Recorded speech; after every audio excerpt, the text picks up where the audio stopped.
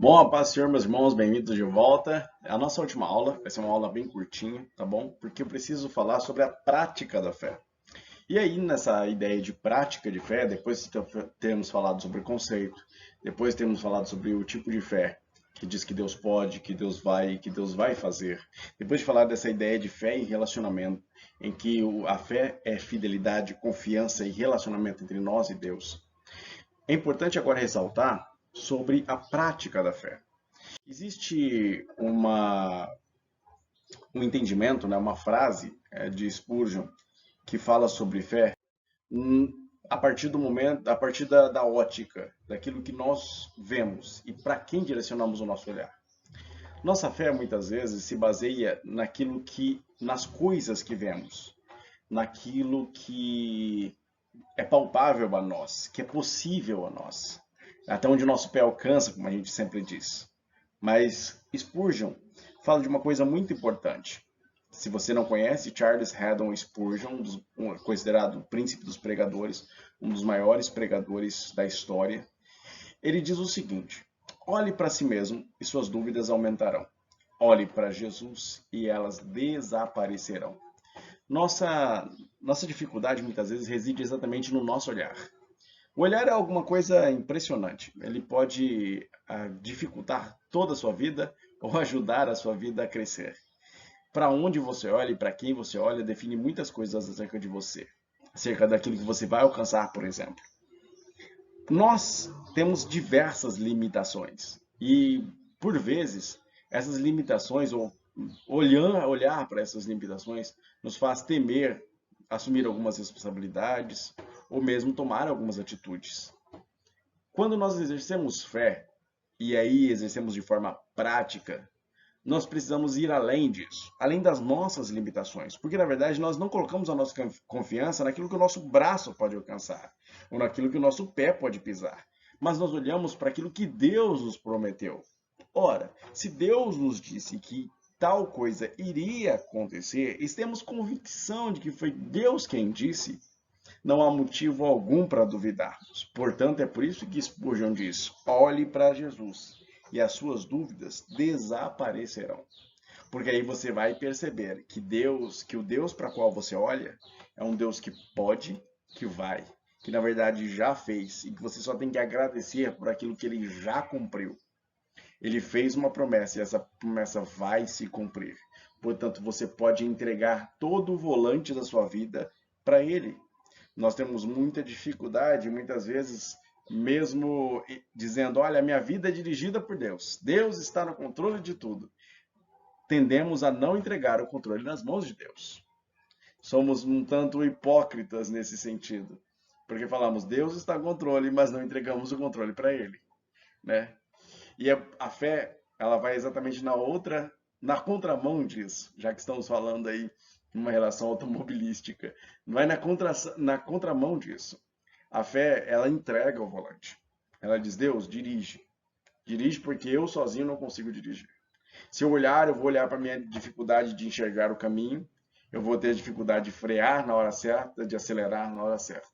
Mas eu estou entregando tudo na tua mão para que o Senhor acelere certo, pare certo e olhe e dirija para o local certo, me guie para o local certo. Então é importante que a gente entenda que a fé é essa entrega, uma entrega direta nas mãos de Deus. E aí isso significa que muitas vezes coisas que nós dizemos ou fazemos, nós não faremos mais ou não diremos mais se Deus não confirmar isso antes. Isso não quer dizer que a gente vai nos imobilizar e ter uma completa inércia. Ah, não faço mais nada a não ser que Deus claramente me diga que eu tenho que fazer. Não, essa fé genuína é uma fé de relacionamento, como já dizemos. E é uma fé que pergunta a Deus: Senhor, me guia. E aí Deus molda as circunstâncias. E mesmo que as circunstâncias sejam difíceis e diferentes e contraditórias, a gente vai olhar para essas circunstâncias como a mão de Deus agindo. Mesmo que isso nos doa ou que isso seja difícil para nós. Porque no final das contas, a fé, ela não teme essas circunstâncias contraditórias. Ela não teme os fatos diversos e difíceis, as coisas difíceis. Muito pelo contrário, é exatamente no meio da cova dos leões em que a fé é confirmada. É exatamente no momento em que se pede algo totalmente absurdo, como a entrega de um próprio filho em um monte, é que a fé é confirmada. É um ótimo exemplo para nós falarmos sobre o claro conceito de Abraão.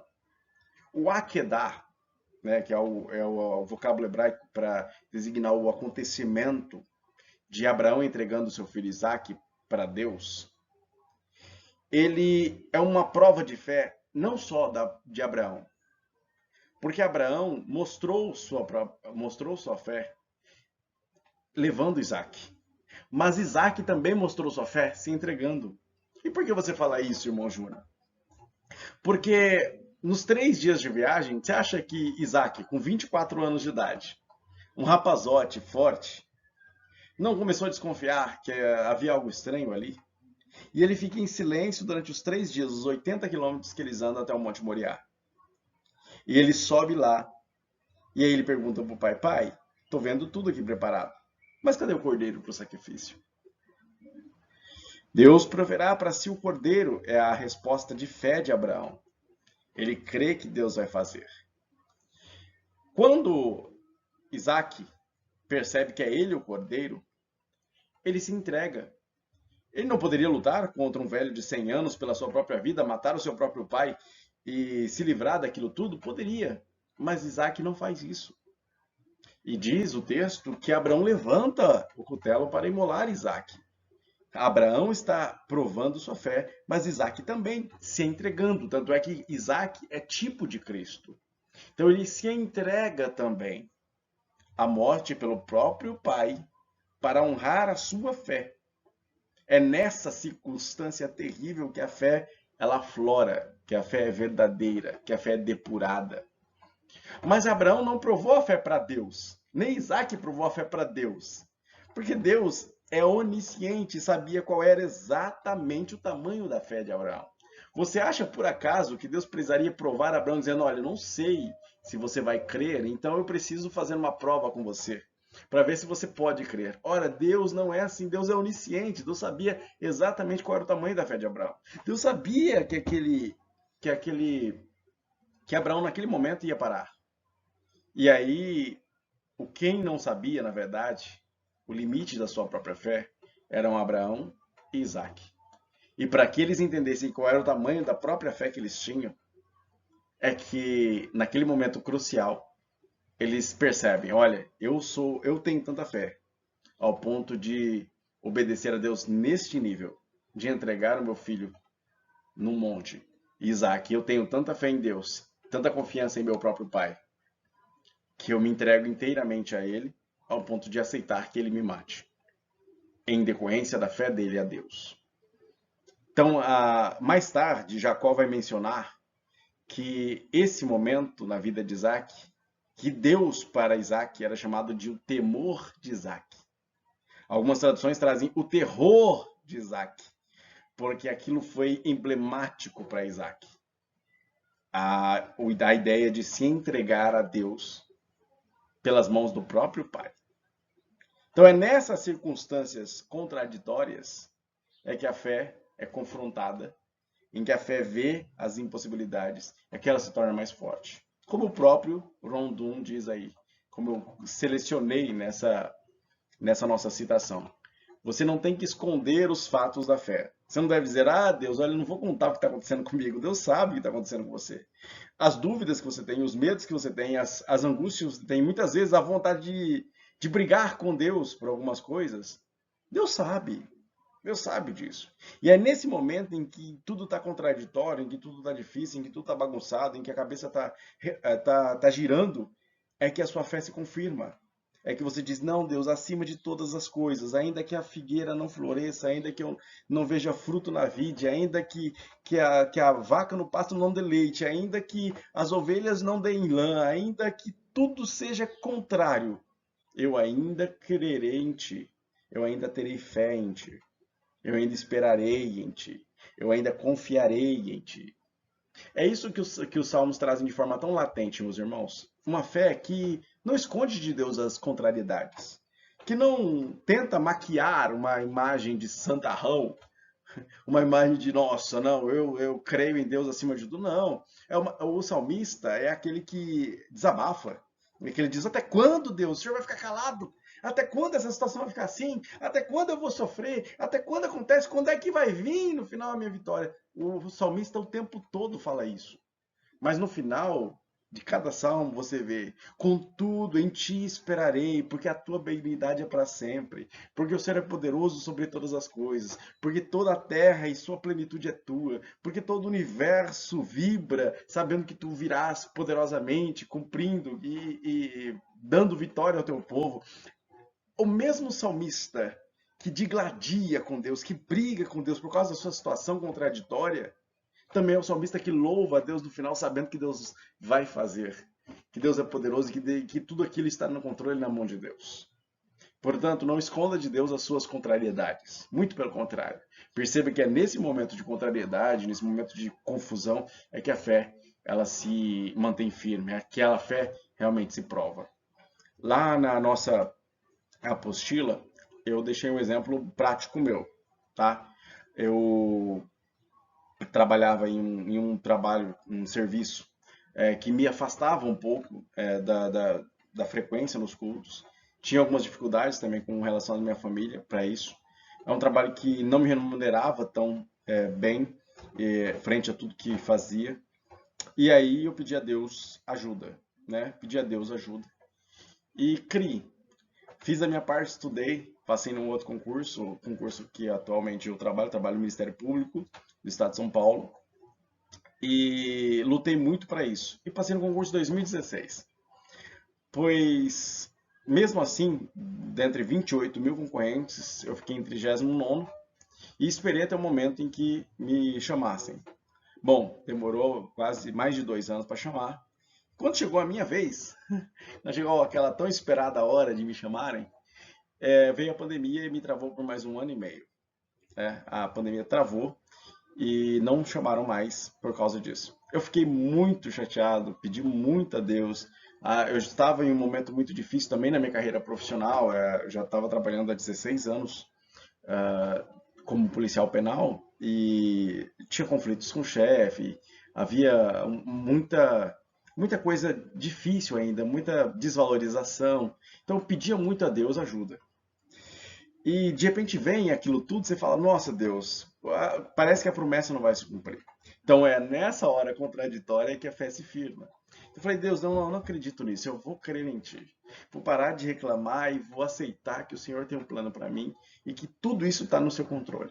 Então passei a exercer minha fé de forma prática. Comecei a orar pela pessoa que seria ainda meu chefe, né, no caso, que seria o promotor de justiça com quem eu trabalharia. Não sabia que seria uma promotora feminina, mas eu orava antes já. Abençoa a pessoa com quem eu vou trabalhar, abençoa a equipe com quem eu vou trabalhar. E aí Deus atende a minha oração e em agosto deste ano, 2021, me chama para trabalhar no Ministério Público. Só que não, também eu tinha planos de onde trabalhar, na cidade que eu queria trabalhar. Eu queria trabalhar em casa, ir praticamente a pé para o trabalho. Porém, Deus não quis assim e me levou para um lugar a 80 quilômetros de distância, do lugar onde eu estou trabalhando agora. Porém, Deus é tão sábio que colocou a equipe certa, a pessoa certa para ser a minha chefe. Irmãos, eu estou trabalhando com aquilo que gosto, ganhando muito melhor do que ganhava antes e vivendo realmente aquilo que Deus me disse que ia fazer para mim. Eu vejo cumprida a promessa de Deus. Mas antes eu fiquei quase 2 anos orando, crendo que Deus já tinha feito, que apenas eu não tinha pegado na mão apenas.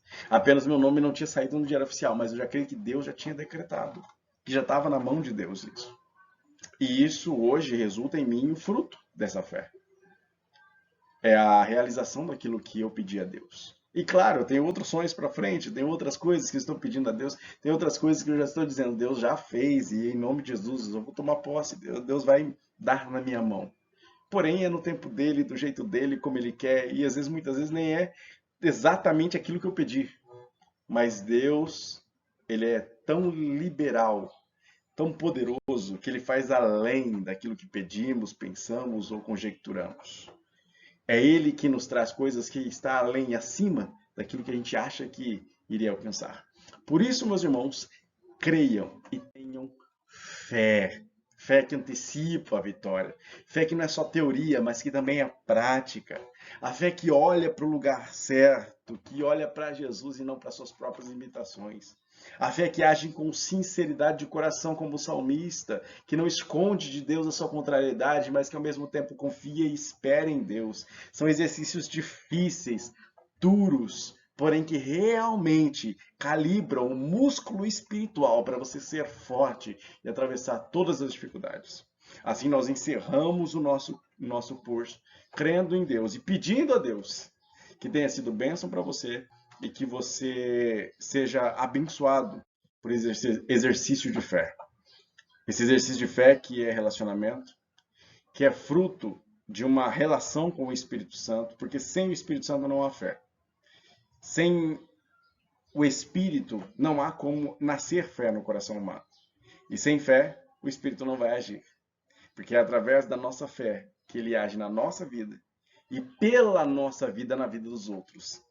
Né? Então, pense nisso. Em nome de Jesus, eu tenho certeza que Deus vai abençoar a sua vida se você exercer e praticar a sua fé. Bom, toda essa nossa literatura, toda essa nossa aula teve algumas bases e sugestiono a vocês essas bases. Está aqui o slide. Bergsten, Brunelli, Donald Guy, Antônio Gilberto, Billy Graham, Billy Graham, um livro é maravilhoso, O Poder do Espírito Santo é maravilhoso. Então, Roger Stronça, que sem palavras para dizer também, grande teólogo. Então, irmãos, vocês têm aí muita literatura para buscar aprofundamento também nessa área, tá bom? Tá aqui meus contatos, minhas redes sociais, meu mini currículo para vocês. Para vocês, se quiserem tirar dúvidas, podem mandar um e-mail para mim, pode me acessar nas redes sociais. Tem o meu canal do YouTube, tá bom? Para quem quer acessar aí, tem várias dicas de literatura no meu canal do YouTube também. É pequenininho, tem poucos inscritos, mas tem abençoado algumas vidas e tem recebido alguns feedbacks muito positivos. Por isso, também me dê feedback do que temos passado a você. Se você tem uma dificuldade, tem uma dúvida, se teve alguma coisa que não ficou clara, estou à disposição para esclarecer dúvidas. E que Deus abençoe a sua vida, tá bom, meus irmãos? Grande abraço.